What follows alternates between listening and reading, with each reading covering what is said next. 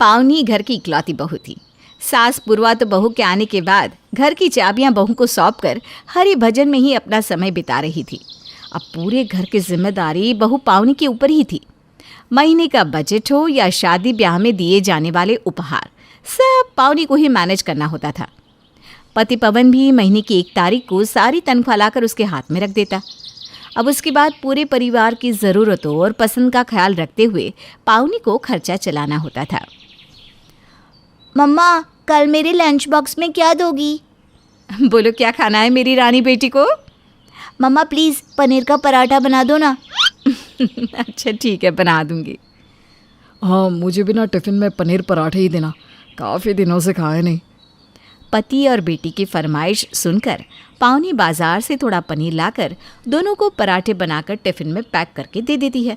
सुबह के समय आहा, भाभी कितनी अच्छी खुशबू आ रही है। क्या बन रहा है? वो रुचि, तुम्हारे भैया और गुड़िया पनीर पराठे खाने की जिद कर रहे थे, तो बस वही बना रही थी। भाभी, ये तो गलत बात है ना। आपको पता है मुझे भी पनीर पराठे पसंद है, तब भी आपने बस भैया और गुड़िया के लिए ही पराठे बनाए। मेरी तो कोई वैल्यू ही नहीं है इस घर में। क्या बात है दीदी, किस बात पर मुंह फुलाए खड़ी हो सुबह सुबह? कॉलेज नहीं चलना क्या? लाओ भाभी टिफ़िन दे दो, मेरी तो क्लास है, मैं निकल रही हूँ। हाँ ले जा टिफ़िन, तुझे कौन सा पनीर पराठा मिला होगा? तू तो वही रूखे सूखे सादे पराठे और अचार से ही काम चलाएगी मेरी तरह। अरे दीदी, किसने खा लिए पनीर पराठे? क्यों गुस्सा कर रही हो? भाभी की लाडली बेटी और भैया ने। हम लगते ही क्या है भाभी के, जो हमें स्पेशल लंच मिलेगा? हे भगवान, इन पराठों ने तो सुबह सुबह घर में धर्म युद्ध छिड़वा दिया। अब अगर इन्हें पनीर पराठे नहीं मिले तो भेदभाव करने वाली भाभी के रूप में इतिहास के पन्नों में मेरा नाम दर्ज हो जाएगा। अब इन दोनों को कैसे बताऊं कि सच्ची बात तो यह है कि घर का बजट मेरे हाथ से फिसला जा रहा है। देखो रुचि, राखी, मैंने तुम दोनों और गुड़िया स्वीटी में कभी कोई फ़र्क नहीं किया है क्या? वो बस सुबह सुबह जल्दी रहती है ना, तो मैं तुम दोनों के लिए सिंपल पराठे बना दिए। वैसे मैं भी सोच रही थी शाम के समय ना सबके लिए पनीर पराठे बनाती हूँ। रोज़ रोज़ सब्ज़ी रोटी खाते खाते थोड़ी बोरियत हो जाती है। ओह सॉरी भाभी, मैंने बिना सोचे समझे आपको इतनी सारी बातें सुना दी। आपको तो पता ही है पनीर मेरी कमज़ोरी है। आप तो मुझसे सच्ची बहुत प्यार करती हैं। बेस्ट भाभी हो आप सच में। अच्छा ठीक है, मैं निकलती हूँ, शाम में जल्दी आ जाऊँगी। आज तो पार्टी करेंगे शाम को। पनीर के पराठे खाने की खुशी में रुचि तो खुशी खुशी कॉलेज के लिए निकल गई, लेकिन पावनी का दिमाग अब सुन्न हो रहा था।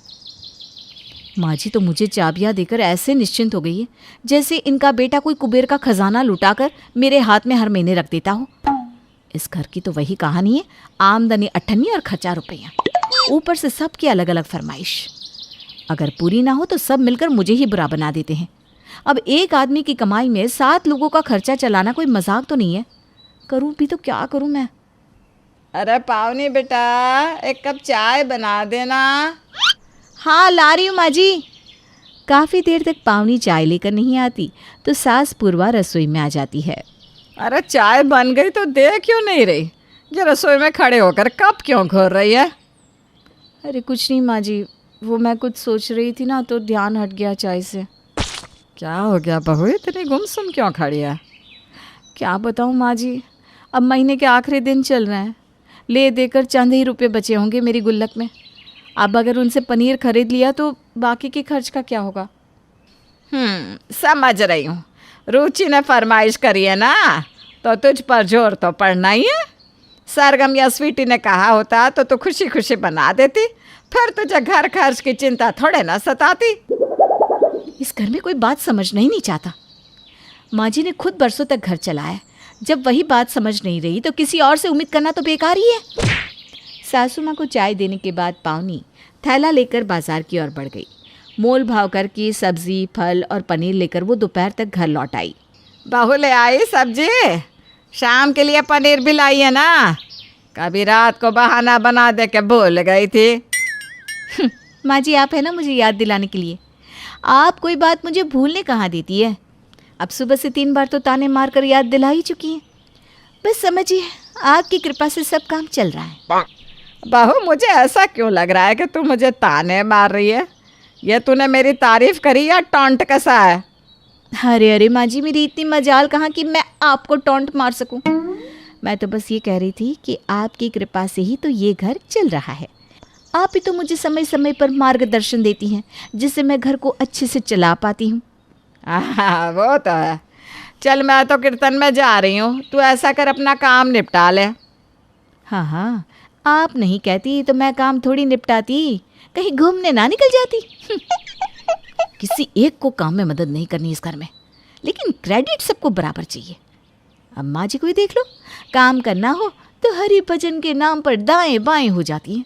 बाकी तिरछी निगाह से नज़र हर बात पर रखती है, कोई चीज़ इनकी नज़र से बच नहीं सकती। खैर, शाम हुई और पतिदेव के साथ साथ प्यारी प्यारी ननद रानी भी कॉलेज से वापस आ गई। रोज़ 9 बजे तक डाइनिंग टेबल पर नजर न आने वाले लोग आज 7:30 बजे से ही डाइनिंग टेबल पर बैठकर भूख लगी है कहकर शोर मचा रहे थे। वजह तो आप समझ ही गए होंगे। जी हाँ, जब रसोई में गर्मा गर्म पनीर पराठों की खुशबू आ रही हो तो कोई कैसे खुद पर काबू कर सकता है। एक के बाद एक गर्मा गर्म पराठे आते जा रहे थे और सब लोग चटकारे लेकर साफ करते जा रहे थे। अरे यार पावनी, थोड़ा अच्छे से भरकर बनाओ ना, पराठे खाली खाली लग रहे हैं, स्वाद नहीं आ रहा। पति की बात सुनकर पावनी ने पनीर की ओर देखा और अपना सर पकड़ लिया। यहाँ मैं ये चिंता में हूँ कि इतने पनीर में सबको पूरा कैसे पड़ेगा, और एक ये पतिदेव है जो और पनीर भरवाने की डिमांड कर रहे हैं। क्या करूँ अब? आइडिया, ऐसा करती हूँ, प्याज और बंद गोभी को बारीक चॉप करके पनीर में मिला देती हूँ। थोड़ी स्टफिंग भी बढ़ जाएगी और कम पनीर में काम चल जाएगा। दिमाग में आइडिया आते ही पावनी फटाफट चॉपर में बंद गोभी और प्याज डालकर बारीक चॉप कर लेती है और पनीर में मिला लेती है। पवन के कहे अनुसार अब वो खूब सारी स्टफिंग डालकर करारे पराठे सेंक कर डाइनिंग टेबल पर पहुंचाने लगती है। पावनी ने सब्जियां मिला तो दी थी, लेकिन उसके मन में डर भी था कि कहीं उसकी चालाकी पकड़ी ना जाए। लेकिन ये क्या, सब्जी वाले पराठे तो सब उंगलियां चाट कर खाने लगे। बहू, आज कौन से शेफ की रसोई देख ली तू ना, जो इतने बढ़िया पराठे बनाए, मज़ा ही आ गया। हाँ भाभी, सच में आज तो मज़ा ही आ गया। सच्ची पेट तो भर गया लेकिन मन नहीं भरा। पावनी, लगता है सुबह तुमने बेमन से पराठे बना कर दिए थे। ऐसा क्यों कह रहे हैं? मैं तो हमेशा मन से ही बनाती हूँ सब कुछ। नहीं, सुबह वाले पराठों में वो बात नहीं थी जो अब वाले में है। अरे नहीं, ऐसी कोई बात नहीं है, बस मैंने थोड़ा अलग तरीके से बनाया है। चलो, आप सबको पसंद आ गए तो मैं ऐसे ही बनाया करूँगी। पावनी का फॉर्मूला हिट हो गया था। अब तो पावनी खुद ही खुशी खुशी सप्ताह में एक दिन सबके लिए पनीर के पराठे बनाने लगी थी, क्योंकि अब पनीर पराठों से पावनी का बजट बिगड़ता नहीं था। बधाई हो मिस्टर तिवारी, आपको एक बेटी हुई है। क्या? अरे, फिर से इस पनौती ने 5वीं पनौती को जन्म दे दिया। अरे पहले भी 4 बेटियां देकर जी नहीं भरा इसका, जब ये 5वीं भी दे दी, मनहूस कहीं की। राजश्री ने अपनी 5वीं बेटी को जन्म दिया। इससे पहले उसकी 4 बेटियां होती है। बेटा ना देने के कारण उसका पति जगदीश और सास शकुंतला काफी क्रोधित हो जाते हैं और हॉस्पिटल रूम में जाकर उसे डांटते हैं। देखिए ना जगदीश जी, कितनी प्यारी है हमारी लाडो, इसका नाक ना बिल्कुल आप पे गया है। अरे चुप, एकदम चुप, बकवास बके जा रही हो। फिर से मेरे गले में 5वां फंदा बांध दिया तुमने। माँ सही कहती है, तुम्हारे कदम ही अशुभ है। अरे निगौड़ी, इस 5वीं बेटी को जन्म देकर तेरे मन में बड़े लड्डू फूट रहे हैं, लेकिन हमारी दुनिया एक और बार उजड़ गई। एक तो पहले ही तूने 4 बेटियां देकर हमें और निराश किया था। अरे तू इतनी कुलक्षणी कैसे हो सकती है? एक बेटा नहीं दे पाई मेरे बेटे को। मेरा पोता मेरा सपना है, लेकिन तू इसे पूरा ही नहीं कर पाई। लेकिन माँ जी, इसमें मेरी क्या गलती है? अब मेरी किस्मत में यही लिखा है तो। बस, अब बहुत हुआ, बहुत झेल लिया तुम्हें भी और तुम्हारी उन 4 मनहूस बेटियों को भी। अब इससे मिला के 5 बेटियों को मैं तो नहीं संभालने वाला। जब राजश्री हॉस्पिटल से घर आती है, तब वो अपना और अपनी बाकी 4 बेटियों का सामान घर के बाहर पड़ा हुआ देखती है। गोद में अपनी 5वीं बेटी को पकड़े हुए आंखों में आंसू के साथ राजश्री कहती है, माँ जी, जगदीश जी, ये आपने मेरे और हमारे बेटियों का सामान ऐसे दरवाजे के बाहर क्यों फेंक दिया है? हमें हमारे घर में तुझे नहीं रखना। अरे जो औरत हमें हमारे खानदान का चिराग नहीं दे सकती, उसका क्या फायदा? अपनी 5 बेटियों को लेकर दफा हो जाओ यहाँ से और दोबारा कभी अपनी शक्ल मत दिखाना मुझे। मैंने तय कर लिया है, मैं दूसरी शादी करूँगा और अपने सपूत को पैदा करूँगा। राजश्री फूट फूट कर रोती है और उनसे विनती भी करती है, लेकिन शकुंतला और जगदीश राजश्री की एक नहीं सुनते और उसे घर से बाहर निकाल देते हैं। राजश्री रोते रोते अपनी 4 बेटियों के साथ यहाँ से वहाँ भटकती फिरती है। वो अपनी 4 बेटियाँ रूही, तारा, पीहू और अमृत के साथ एक पेड़ की छांव में बैठती है। मम्मी, हमें पापा ने घर से बाहर क्यों निकाल दिया? अब हम और हमारी ये छोटी बहनें कहाँ रहेंगे?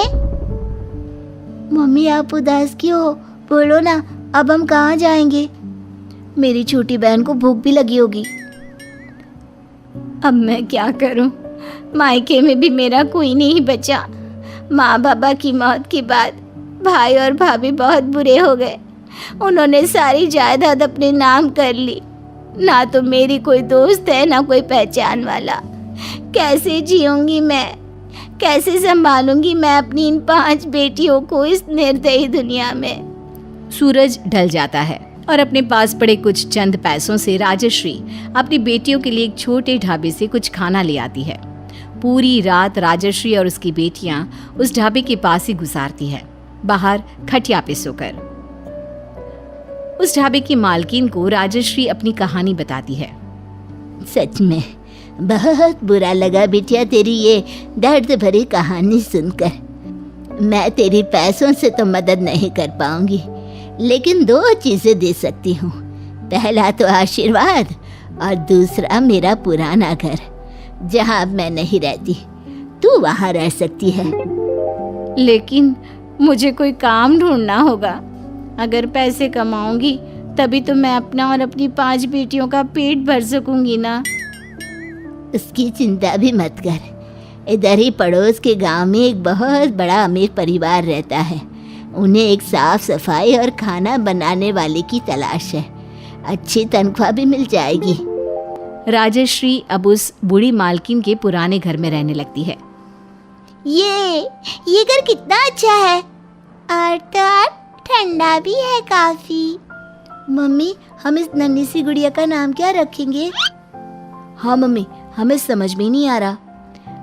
लाखों में एक चमकता सितारा, कोयल सी ये है सुंदरता से भरी। है ये कोई करिश्मा रब का, क्योंकि आखिर ये है मेरी परी। हमारी लाडो रानी का नाम होगा परी। राजश्री को बड़े बंगले में काम भी मिल जाता है। वो रोजाना परी को साथ ले जाकर दिन भर काम करती। वहीं बड़ी बेटियां तारा और पीहू घर का और अपनी बहनें अमृत और रूही का भी ध्यान रखती। राजश्री पैसों को जुटाती है और फिर अपनी 4 बेटियों को स्कूल भी भेजती है। धीरे धीरे राजश्री के जीवन में कई सारे खूबसूरत परिवर्तन होने लगते हैं। वहीं जगदीश दूसरी शादी कर लेता है और उसे दूसरी बीवी से 2 जुड़वा बेटे पैदा होते हैं। समय बीतता जाता है।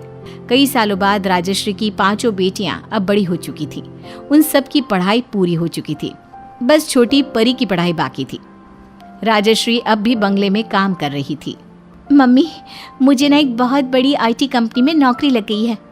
हाँ, और मैंने जिस प्रोडक्शन कंपनी को मेल भेजा था, वहाँ पर मैं अब अपनी कहानियाँ लिखूंगी और एक बड़ी राइटर बन के रहूंगी। मम्मा, मेरे पास भी गुड न्यूज़ है। मुझे शहर के सबसे बड़े स्कूल में टीचर की नौकरी मिल गई है। और मेरे पास तो ऐसी न्यूज़ है जिसे सुनकर आप सबके पैरों तले जमीन खिसक जाएगी। मुझे एक फिल्म में हीरोइन का रोल करने का मौका मिल गया है।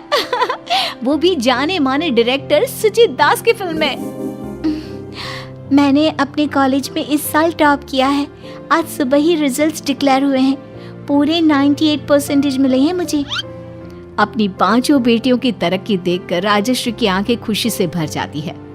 न जाने क्या पुण्य किया था मैंने अपने जीवन में, जो मुझे 5 हीरे मिले।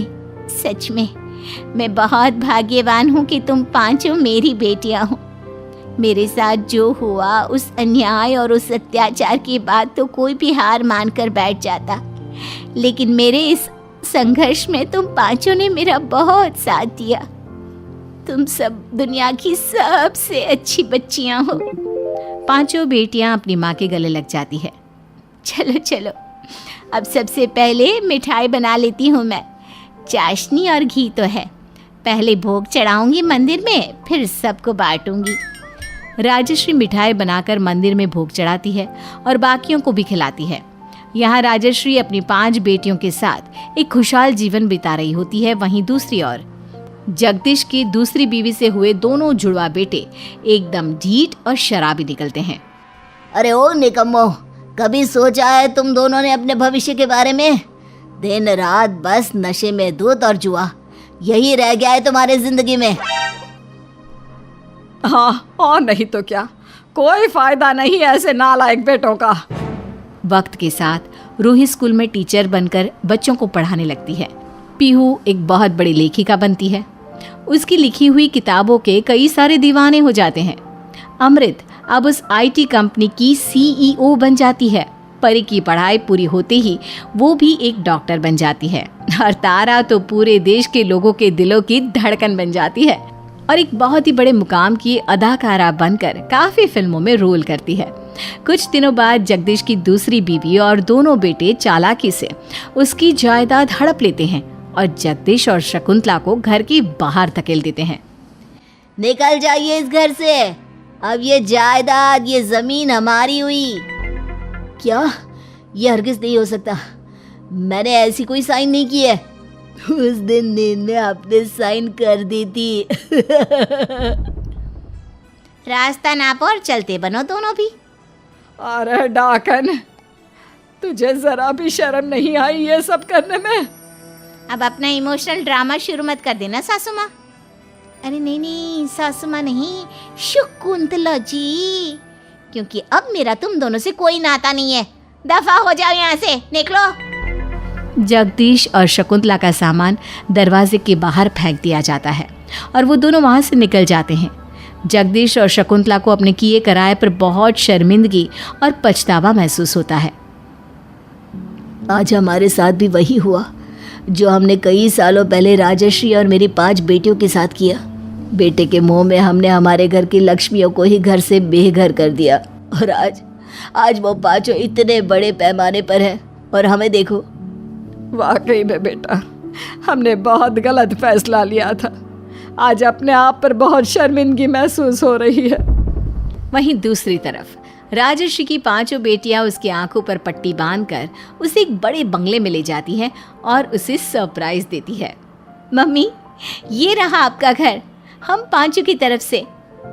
आज तक आपने एक बंगले में नौकरानियों जैसे काम किए, लेकिन अब से ये राजश्री अपने बंगले में महारानियों की तरह राज करेगी। जाओ मम्मी, जी लो अपनी जिंदगी। हाँ मम्मी, और रंग भी आप ही की पसंद का लगाया है। सब कुछ आप ही की पसंद का है, पर्दों से लेकर मेज तक सब कुछ। सच में आज एक माँ होना सार्थक हो गया। आज मैं सीना तान के पूरे गर्व के साथ इस दुनिया को कह सकती हूँ कि मैं इन 5 शूरवीर और होनहार बेटियों की माँ हूँ। दुनिया में 7 अजूबों के बारे में तो आप जानते होंगे। 8वें अजूबे से हम आपको मिलवाते हैं। नाम है शीना। एक दिन शीना की सास कहती है, अगर मेरे बेटे के पैर में दिक्कत ना होती तो मैं इस एक हाथ वाली शीना से अपने बेटे की शादी कतई ना करती। राकेश शीना का पति कहता है, अरे कैसी बात कर रही हो माँ? जब मेरे अंदर शारीरिक कमी है तो लड़की कैसे परफेक्ट मिल जाती?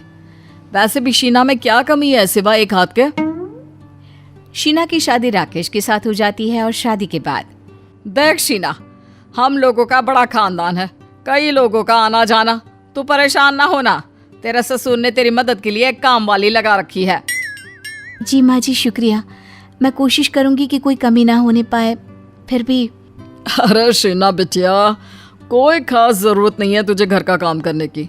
वैसे भी राकेश का ही काम इतना होता है कि उसकी माँ तो सारा दिन उसी पर लगी रहती है। शीना ससुर की बात सुनकर मुस्कुराती है। वो क्या है ना, राकेश का पैर ठीक होता तो कोई कमी नहीं थी। वक्त पर पोलियो का टीका ना लगाने के कारण ही ऐसा हुआ। शीना को सास पर दया आ जाती है। सासू माँ आप रोए मत। वो क्या होता है ना कि जो ऊपर वाले का खेल है वो तो वही समझे। हो सकता है कि कोई गलती हम लोगों से ही हुई हो, वरना तो माता पिता कभी बच्चे का गलत नहीं सोचते हैं। ठीक कह रही है बेटी।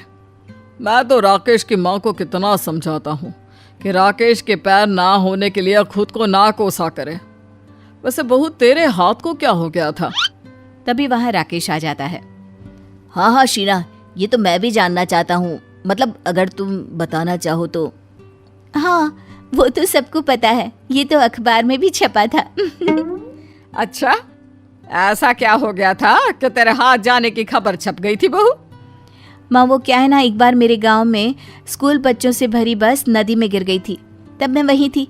मैंने फटाफट नदी में छलांग लगाई और सारे बच्चों को सही सलामत बचा लिया था। बस एक बच्चे को बचाते बचाते मेरा हाथ फंस गया था, जिसे काट कर निकालना पड़ा था। पर खुशी की बात यह है कि वो बच्चा भी बच गया था। ससुर और पति को बहू पर गर्व होता है। हाँ हाँ, मुझे याद आया। ये तो 4 साल पहले की बात है ना। हमारे पास के लोगों के रिश्तेदार का लड़का भी गिरा था, लेकिन एक बहादुर लड़की ने सबको बचा लिया था। अरे वाह बहू, तू तो सेलिब्रिटी निकली। राकेश को बीवी की तारीफ माँ से सुनकर अच्छा लगता है। वो खुश हो जाता है। अगले रोज, राकेश मुझे पेंटिंग करने का मन कर रहा है, तुम प्लीज मेरे लिए कुछ रंग ले आओगे? हाँ हाँ, मैं सारा सामान ले आऊँगा। वैसे भी तुम घर में बोर होती होगी ना। अरे नहीं नहीं बहू, देख राकेश के कपड़े जूते से लेकर उसके खाने पीने में ध्यान दे। वैसे भी वक्त कहाँ है, एक हाथ से तू क्या क्या कर लेगी। माँ, जब से शीना आई है वैसे भी सब परफेक्ट है। वो सब कुछ संभाल ले रही है। देख लो, वैसे भी कल घर में बुआ आ रही है, उनको खाने पीने का शौक है, तो तू काम वाली के साथ मदद कर देना। ये पेंटिंग वेंटिंग तेरे बस की बात नहीं है। बहू निराश हो जाती है। रात को ही कामवाली के घर से उसका बेटा आता है। कल मम्मी काम पर नहीं आएगी, वो बोल रही थी कि तबीयत ठीक नहीं है। हाय रे, मुझसे तो खाना बनता नहीं, ऊपर से बहू का एक हाथ भी नहीं। ननद मेरी खाने पीने की शौकीन। हाय रे, मैंने इसीलिए कहा था कि कोई 2 हाथ वाली ले आते तो। अरे कैसी बात कर रही हो भाग्यवान। बहू के भले 2 हाथ नहीं, लेकिन हौसला बहुत है। 2 हाथ वाली बहुएं भी कितना काम कर रही है, देख रही हो ना। वो तो कल तुमको विमला बहन ही बता देंगी। अगले रोज बुआ सास। हाय रे भाभी, कैसी हैं? कितने दिनों बाद मिलना हो रहा है। राकेश की शादी में तो आ नहीं पाई थी, पर बहू आई थी, बता रही थी कि शीना का एक हाथ नहीं। अरे भाभी, क्या जरूरत पड़ गई ऐसी शादी की? तभी वहाँ शीना आ जाती है। नमस्ते बुआ जी, दरअसल मेरी किस्मत में आप लोगों की बहू बनना लिखा था, तो इसलिए। आइए फ्रेश हो जाइए, मैं चाय बना देती हूँ। शीना एक हाथ से चाय और नाश्ता बनाकर सभी के सामने रख देती है। अरे वाह, एक हाथ से तो बहू बड़ा काम कर ले रही है। वैसे मेरी बहू रागिनी भी आने वाली है, उसके आ जाने के बाद से तुम दोनों काम संभाल लेना। तभी बुआ सास की बहू भी आ जाती है। हाय रे, मैं तो थक गई, बहुत दूर है मामा जी का घर। अरे भाभी, जरा चाय तो लाना। शीना जल्दी से रागिनी के लिए भी चाय नाश्ता बनाकर ले आती है। काफी देर आराम करने के बाद शाम को, रागिनी बुरा न मानना, वो क्या है ना, तेरे मामा के घर की नौकरानी नहीं आई, तो शीना बहू ही सारा काम कर रही है। तू जरा उसकी मदद कर देना प्लीज। शीना की सास देख रही होती है कि कैसे उसकी ननद काम के लिए अपनी बहू के हाथ पैर जोड़ रही है। शीना की सास कुछ कहती, लेकिन उससे पहले ही रागिनी, नहीं नहीं, मुझसे काम वाम नहीं होगा। मामा के घर आराम करने के लिए आई हूँ, काम करने नहीं आई मैं। अरे तो कौन सा घर में तू सारा काम करती है? वहाँ भी तो नौकरानी और मैं ही तो करते रहते हैं। अरे तो यहाँ भी कर लीजिए ना। वैसे भी भाभी का एक हाथ है नहीं, मामी से काम होता नहीं, और मैं। मुझे नींद आ रही है, खाना बन जाए तो मुझे उठा देना। वहीं शीना एक हाथ से सारा काम करती है। वो 3 तरह की सब्जी से लेकर सारा कुछ बनाकर खाना लगा देती है। ओ माय गॉड, लग रहा है सासू माँ और मामी जी ने मिलकर इतना सारा खाना बना लिया। वाओ! तेरे और मेरे तो दोनों हाथ है, लेकिन हम लोगों के बस का जो नहीं, वो शीना बहू ने एक हाथ से कमाल कर दिखाया। सच्ची भाभी, आप तो बहुत ही किस्मत वाली है जो शीना जैसी बहू मिली। तो ले आती ना आप भी कोई एक हाथ वाली। और वैसे भी आपका बेटा कोई खास क्वालिटी नहीं रखता, फिर भी मेरे जैसे उसके साथ है, गनीमत है। अरे राकेश भैया का तो एक पैर नहीं है, वो भी तो देखो। अब शीना के पास क्या ऑप्शन है? बेटे और बहू की बुराई रागिनी के मुंह से सुनकर शीना की सास को गुस्सा आ जाता है। देख रागिनी, माना मेरी बहू एक हाथ वाली है, लेकिन तुमसे लाख गुना अच्छी है। उसने एक हाथ खोया तो कई घर उजड़ने से बचाए। कभी ना पलट कर जवाब दिया और ना ही मेरे बेटे को नीचा दिखाया। शीना देखती है कि घर का माहौल गर्म हो रहा है तो वो झट से बोल पड़ती है। माँ, बुआ जी, देखिए, सब उंगली जब एक जैसी नहीं होती तो हर व्यक्ति एक जैसा हो जाए, ये कैसे संभव है? वैसे मेरी एक क्वालिटी और है रागिनी, मैं गाना बहुत अच्छा गाती हूँ और मैंने सुना है तुम तबले पर ताल देती हो, तो कहो शुरू हो जाए। शीना गाना गाने लगती है और रागिनी तबला। घर वाले समझ जाते हैं कि शीना ने ये क्यों कहा।